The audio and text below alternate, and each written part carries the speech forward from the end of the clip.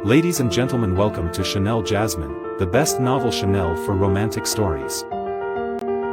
Hai guys, selamat datang di channel Jasmine, channel terbaik untuk menyimak novel-novel romantis. Mohon dukung channel ini dengan subscribe, like dan share video-video yang ada di channel ini. Terima kasih.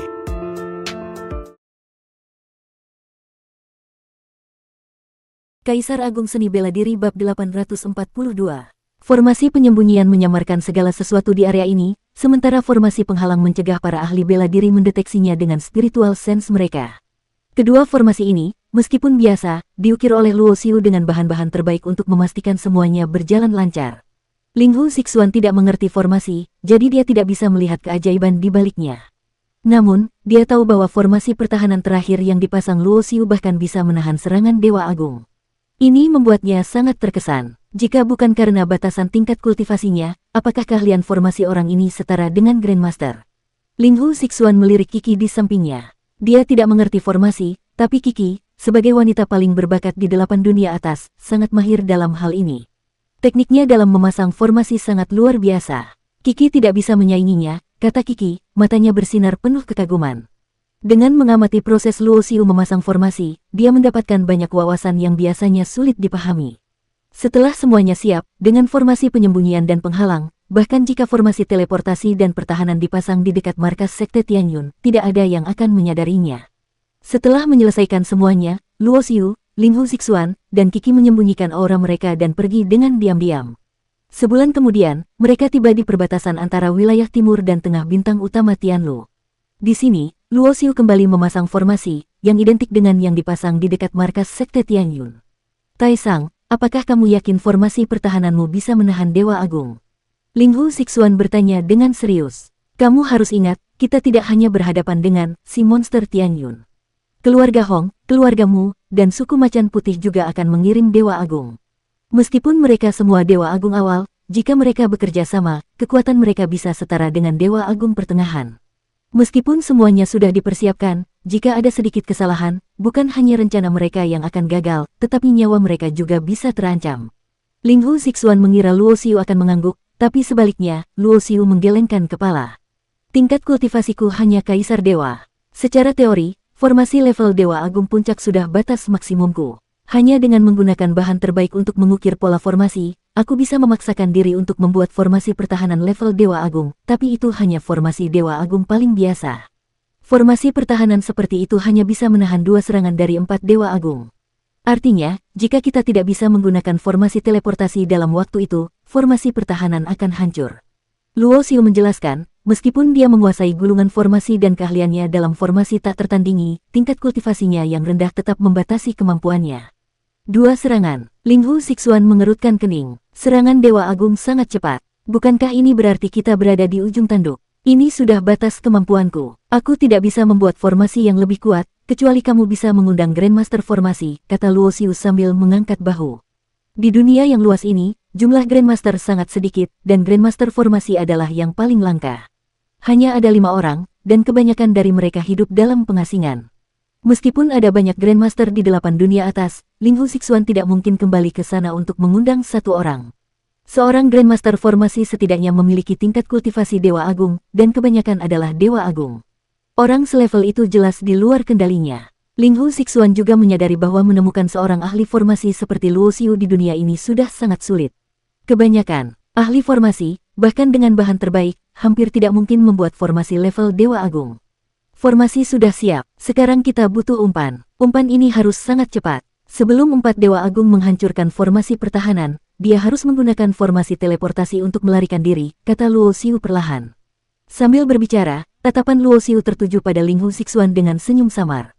Di antara mereka bertiga, Qi adalah wanita, dan Luo Xiu tentu tidak mau mengambil risiko sendiri. Jadi, tugas sebagai umpan secara alami jatuh pada Ling Hu Sixuan. Ling Hu Sixuan mengernyit. Dia mengerti maksud Luo Xiu dan berkata dengan nada bercanda, Taisang, formasi ini kamu yang pasang. Tidak ada yang lebih mengerti formasi ini selain kamu. Menurutku, kamu lebih cocok jadi umpan daripada aku. Ling Hu, formasi ini aku yang pasang. Jika aku juga yang jadi umpan, lalu apa kontribusimu? Apakah kamu hanya ingin duduk manis dan menunggu hasilnya? Luo Xiu tidak peduli dan mencibir. Di dunia ini tidak ada yang gratis. Jika kamu takut mati dan ingin aku jadi umpan, bagianku bukan 40%, tapi 60%. Apa? Linghu Sixuan hampir melompat. Taisang, kamu serakah sekali. Kamu ambil 60%, lalu aku dan Kiki hanya dapat angin. Yang berkontribusi lebih, dapat lebih. Aku yang bekerja lebih keras, jadi wajar dapat lebih banyak, kata Luo Xiu dengan tenang.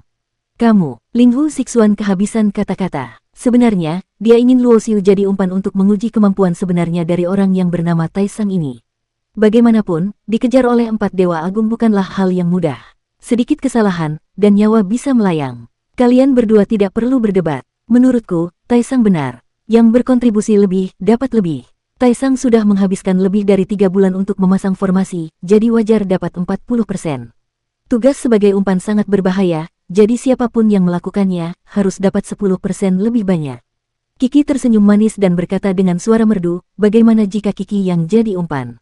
Jika berhasil, Kiki dapat 40%, dan Linghu hanya dapat 20%. Tidak boleh. Linghu Sixuan segera menolak dengan tegas. Misi umpan ini terlalu berbahaya. Bagaimana mungkin aku bisa membiarkan Kiki melakukannya? Aku saja yang melakukannya. Bukan karena dia ingin mendapatkan bagian lebih besar dari keuntungan, tetapi dia benar-benar tidak ingin Kiki mengambil risiko. Selain itu, dia juga ingin menunjukkan keberaniannya di hadapan gadis yang dia kagumi. Luo Xiu hanya tersenyum tanpa berkata apa-apa. Meskipun dia yakin bisa menyelesaikan misi umpan ini tanpa masalah, jika bisa menghindari menunjukkan terlalu banyak kekuatannya, itu akan jauh lebih baik.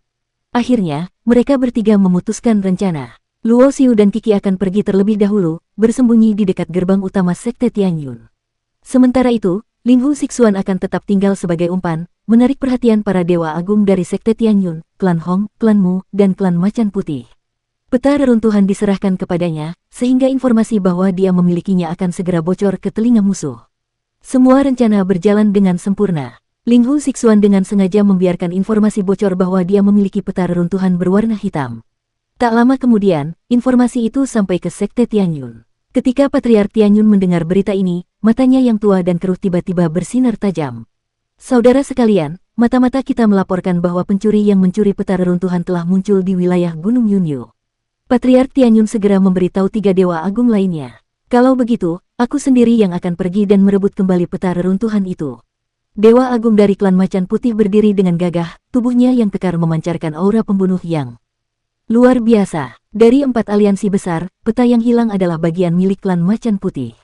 Seekor singa pun akan mengerahkan seluruh kekuatannya untuk menangkap kelinci, bocah itu tidak mudah dihadapi. Lebih baik kita berempat turun tangan bersama. Setuju, reruntuhan Dewa Iblis Taichu ini sangat penting. Jika kita terlalu lama menundanya, bisa saja sekte lain mengetahuinya dan datang mengganggu. Haha, seorang bocah kecil yang hanya berada di tingkat kaisar dewa rendah, membuat kita berempat harus turun tangan langsung. Ini benar-benar suatu kehormatan bagi dirinya. Dengan cepat, 4 dewa agung berangkat bersama. Di luar gerbang Sekte Tianyun, Luo Xiu dan Kiki bersembunyi di dalam formasi penyembunyi. Ketika mereka melihat 4 aura besar melesat keluar dari sekte, Luo Xiu tersenyum puas. Semuanya berjalan sesuai rencana. Bahkan para dewa agung tidak bisa langsung mencapai Gunung Yunyu dalam sekejap, mereka masih membutuhkan waktu sekitar 7 atau 8 jam untuk tiba di sana.